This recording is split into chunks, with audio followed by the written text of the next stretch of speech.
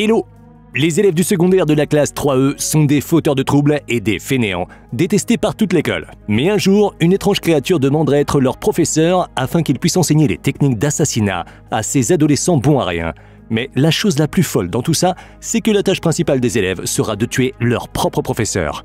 On pourrait penser que c'est une folie totale, mais les étudiants comprennent vite les avantages d'une telle formation. Que se passera-t-il à la suite de ces événements ? Une terrible catastrophe provoque la panique dans le monde entier. Quelqu'un a fait exploser la Lune en détruisant les 2/3. Le gouvernement japonais parvient à localiser le coupable sur son territoire et l'armée s'approche de la cachette du méchant. Les soldats tombent sur une créature mystérieuse avec des tentacules qui les tue un à un. Quelque temps plus tard, dans une certaine école japonaise, le directeur parle à un assistant de la classe la moins performante de son établissement. Maintenant, les parias de la classe 3E, qui sont dans leur 3e année, seront envoyés à étudier dans un vieux bâtiment scolaire dans les montagnes et ils auront la chance de changer leur vie d'une manière plutôt originale.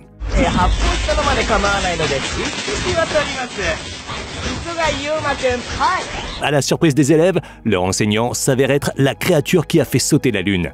Un représentant du gouvernement japonais, Tadaomi Karasuma, explique qu'ils sont le dernier espoir de l'humanité.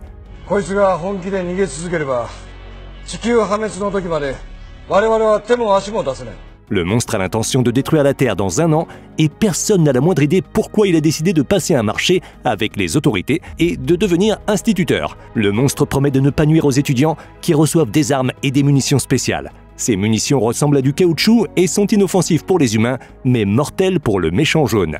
La récompense pour celui qui réussira à le tuer sera de 10 milliards de yens. Tadaomi et l'ancienne assassine Irina Jelavic, qui est son assistante, donneront des cours d'arts martiaux et d'anglais. Parmi les élèves se distingue Nagisa Shiota, qui décrit les faiblesses et les particularités du monstre dans son cahier. À la pause, ses camarades de classe convainquent le garçon de faire partie de leur première tentative d'assassinat. Pendant le cours de japonais, Nagisa s'approche de son professeur pour rendre son exercice. Le garçon essaye de le poignarder avec un couteau caché, mais le professeur se moque juste de cette tentative pathétique. Puis, il s'avère que Nagisa a une grenade artisanale cachée dans sa poche, qui est activée à distance par un camarade de classe. L'enseignant ne s'attendait pas à ça, et une explosion qui renvoie Nagisa plusieurs mètres en arrière se produit. Les camarades de classe Terosaka, Yashida et Miramatsu célèbrent leur victoire, disant qu'ils paieront pour le traitement de Nagisa. Bien que l'explosion était réelle, il n'y avait que les balles en caoutchouc à l'intérieur, uniquement nocives pour le monstre. Une fois la poussière retombée, les écoliers retrouvent la peau que la pieuvre jaune avait détachée pour contrer l'onde de choc. L'extraterrestre lui-même est assis au plafond, expliquant qu'il fait ce tour une fois par mois. Enragé, il devient rouge écarlate pour réprimander les hooligans, qui étaient prêts à sacrifier un camarade de classe pour de l'argent. En faisant ça, ils ont utilisé des armes illégales qu'ils n'avaient pas le droit d'utiliser. Le monstre se déplace rapidement à travers la ville, ramassant des plaques avec les numéros de bâtiments des maisons où vivent les parents des fauteurs de troubles. Vu qu'il a promis de ne pas toucher les étudiants, il les menace avec de graves conséquences pour leurs proches. Quelques secondes plus tard, cependant, il change sa colère contre la miséricorde et il félicite Nagisa d'avoir réussi à le prendre par surprise. Mais la prochaine fois, il doit être plus prudent et toute la classe devrait penser à la sécurité de l'autre. Comme le professeur n'a pas de nom, l'élève Kayano suggère de l'appeler Koro-sensei. Le lendemain, la classe parvient à attraper le monstre dans un filet en l'attirant avec un magazine pour adultes. Mais même à l'intérieur du filet, Koro esquive toutes leurs tentatives avant de s'échapper du piège et de donner 2 fois plus de devoirs aux élèves. Nagisa note le côté vindicatif du professeur dans son cahier. À ce moment-là, un nouvel élève, Karma Akabane, arrive à l'école. Il a été expulsé pour avoir provoqué une bagarre malgré ses notes excellentes. Karma tend la main au professeur et Koro est blessé par les morceaux cachés de la lame que le nouveau venu a collé sur sa paume. Il devient le meilleur élève de la classe et il essaye diverses manières de provoquer et tuer l'enseignant, mais ses tentatives n'aboutissent qu'à une humiliation publique. Lorsque Karma ne se présente pas en cours et s'assoit seul à l'extérieur, Nagisa s'approche de lui et lui avoue que, d'une certaine manière, il aime bien le nouveau prof. Ils sont interrompus par Koro-sensei, qui demande aux élèves de retourner en cours, mais au lieu de ça, Karma marche jusqu'au bord de la falaise et saute. Si Koro essaye de le sauver, l'étudiant lui tirera une balle dans la tête, et s'il laisse Karma s'écraser, il rompt sa promesse et manque à son devoir d'enseignant. Mais même ce plan échoue lorsque l'extraterrestre crée une toile collante à partir de son corps et emprisonne Karma à l'intérieur. Après ça, le garçon devient vraiment désespéré, bien qu'il conclue que Koro est vraiment bien meilleur que ses anciens profs. Il s'avère que le gars a été injustement expulsé pour avoir défendu un élève de la classe 3E qui se faisait battre par des étudiants de la classe 1A. Pendant ce temps, le ministre de la Guerre rapporte à Karasuma que les gouvernements étrangers auront recours à l'extermination du Japon si les étudiants ne parviennent pas à tuer le monstre. Pour aider à atteindre l'objectif, l'armée envoie un nouveau venu spécial dans la classe. La nouvelle étudiante s'avère être un robot équipé de la dernière version d'intelligence artificielle et un énorme arsenal d'armes. La fille robot est considérée comme une étudiante à part entière, donc Koro n'a pas le droit de la détruire. La fusillade sans fin n'a aucun effet et ne provoque que le mécontentement de ses camarades de classe qui doivent balayer la salle de classe après chaque confrontation. Ne supportant plus le robot, il l'enchaîne et le prof conseille à la nouvelle venue de se lier d'amitié avec la classe, puis lui remet les dossiers des élèves. Le robot développe une application qui aidera ses camarades de classe dans leurs études. Ça plaît à tout le monde et Kayano appelle la machine Ritsu. Alors qu'un autre cours commence, un garçon aux cheveux gris nommé Itona Oribe entre dans la salle de cours par le plafond. Son garde du corps, vêtu d'une robe blanche, Shiro, entre par la porte.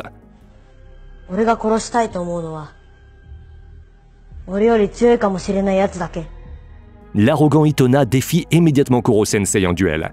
Le prof se tient devant son élève et avec sa première attaque, Itona coupe l'un des tentacules de Koro. Il s'avère que lui aussi a des tentacules qui sortent de sa tête. Ils semblent se connaître d'une manière ou d'une autre, alors Sensei commence à se souvenir de quelque chose de son passé et devient furieux. Le garçon continue ses attaques, et Koro les repousse en muant sa peau, ce qui lui prend beaucoup de force. Ses tentacules sectionnés ne se rétablissent plus aussi facilement qu'auparavant. Le professeur semble sur le point de perdre la vie, et Nagisa se rend compte qu'il est devenu très attaché à Sensei et qu'il ne souhaite pas sa mort. C'est là que Koro a l'idée d'utiliser le couteau de Nagisa pour endommager les tentacules de son ennemi. Il enveloppe Itona dans sa peau et le jette par la fenêtre. Shiro porte le garçon vaincu, promettant de revenir. Son manteau est fait du même matériau qui blesse l'extraterrestre. Nagisa et Kayano demandent pourquoi Koro a décidé de devenir leur prof. Il répond qu'il a promis ça à sa connaissance, mais il refuse d'en révéler davantage. Et ça n'aura pas d'importance de toute façon une fois qu'il aura détruit la planète.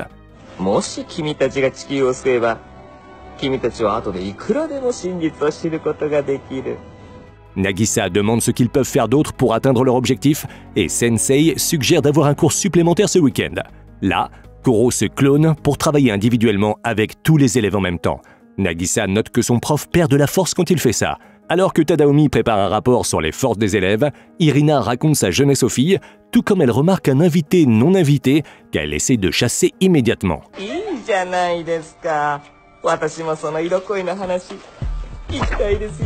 Koro s'enfuit et rend visite à Tadaomi. Avec lui, Sensei se souvient de son passé, l'époque lointaine où il était amoureux. On dirait que son amour a une fin tragique. Bientôt, un nouvel instructeur, Takaoka, arrive pour remplacer Tadaomi suite aux ordres du gouvernement. Les adolescents préfèrent largement le prof joyeux et spontané à son prédécesseur sévère. Mais très vite, la situation change. Une des étudiantes s'effondre de fatigue, complètement épuisée par l'entraînement. Elle dit qu'elle veut que Tadaomi revienne, et Takaoka change brusquement d'attitude et la gifle au visage. Il a même l'intention de continuer à battre la fille, mais Tadaomi entend ses appels à l'aide et attrape le poing fermé de l'autre prof.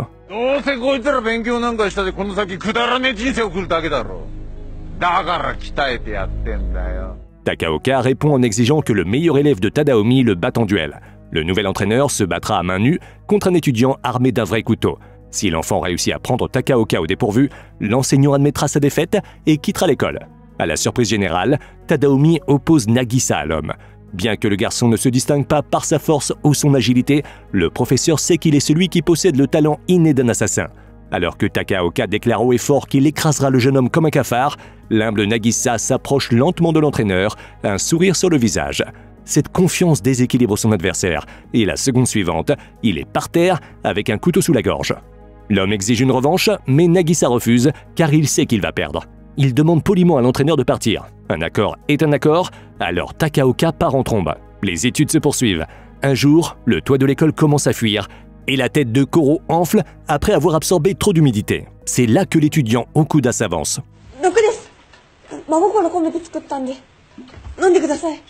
À la surprise générale, le prof fait l'éloge de la jeune fille pour son honnêteté, et il boit le poison jusqu'à la dernière goutte.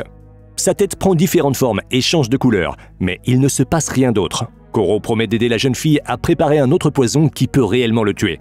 Mais après avoir pris la deuxième potion, le corps de Sensei ne fait que changer de forme et devient très mince et glissant. Okuda s'énerve du fait que le prof l'ait trompé, mais il répond que grâce à ses efforts, la jeune fille a fait de grands progrès en chimie. Les étudiants sont contrariés et disent que si Koro ne se retient pas, ils ne le tueront jamais. Sensei souligne à nouveau l'importance de travailler durement car un véritable assassin doit savoir et être capable de faire beaucoup de choses. Les autres enseignants conviennent qu'un plan B doit toujours être prêt. Pour preuve, Koro s'envole dans l'espace et en revient avec le satellite avec lequel les militaires comptaient l'achever.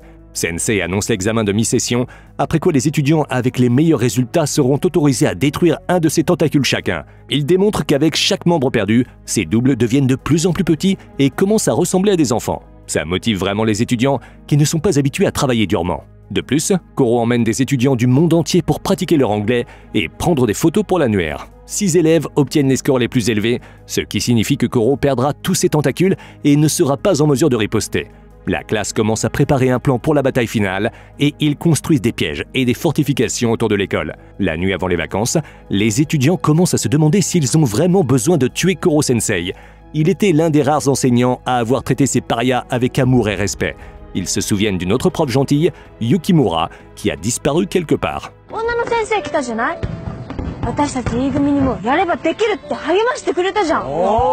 Puis Koro apparaît à proximité et il leur rappelle qu'ils ne doivent pas hésiter, car le devoir des enfants est de sauver la planète. Le matin, Sensei est attaché et dépouillé de ses tentacules, puis inondé d'eau, car il y est vulnérable. Les élèves ouvrent le feu et le prof se retrouve coincé.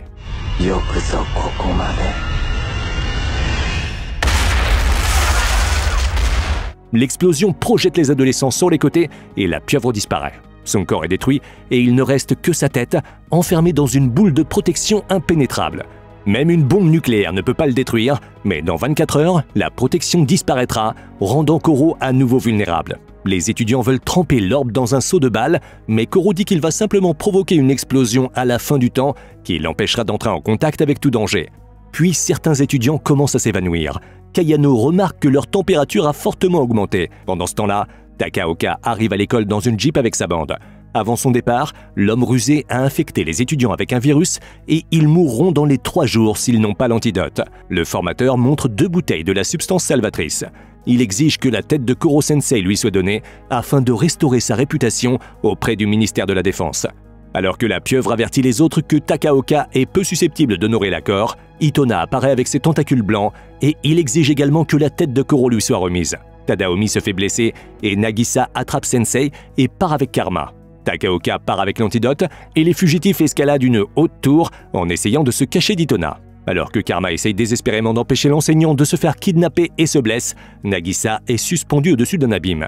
Les deux ne sont plus en mesure de résister et Karma fait semblant d'abandonner, trompant en réalité Itona en renvoyant la tête de Koro à Nagisa. Ça leur donne un peu de temps avant qu'une forte averse ne descende du ciel, privant Itona de sa force. Il s'avère que c'était le plan B que les assassins débutants avaient préparé pour leur professeur, bien que ça ait affecté son frère à la place. Koro propose à Itona de rejoindre le cours et de continuer à apprendre, et les garçons reçoivent un message du robot Ritsu qui les appelle à aider les autres. Nagisa apparaît avec un sac dans les mains et rencontre Takaoka. L'homme a l'intention de verser du ciment sur la tête de la pieuvre, la piégeant avec Kayano. Comme ça, lorsque la protection expire, Koro ne sera pas en mesure de déclencher une explosion qui jettera les balles de côté. S'il n'est pas prêt à sacrifier Kayano, il devra mourir. Takaoka ordonne à Nagisa de lui remettre le monstre, mais le garçon supplie l'homme de ne pas lui enlever le droit de tuer l'enseignant et de gagner la reconnaissance pour la classe en laquelle personne ne croyait. L'homme est insensible à la demande de l'adolescent et il l'humilie en marchant avec sa botte sur la tête du garçon. Il prend le sac et est surpris de ne trouver qu'un ballon de foot à l'intérieur. Takaoka avait prévu la tromperie et il n'a pas donné l'antidote quand soudainement, les étudiants guéris du virus sortent de l'école. Ils versent même du béton sur Takaoka et son gang, expliquant qu'Okuda est devenue tellement forte en chimie qu'elle a pu fabriquer l'antidote elle-même. Koro félicite toute l'équipe pour leur plan ingénieux, soulignant en particulier les talents d'acteurs de Nagisa. Des hélicoptères militaires apparaissent à l'horizon, emmenant tout le monde à leur base. Là, un dôme spécial est préparé pour le monstre où il rencontrera sa mort.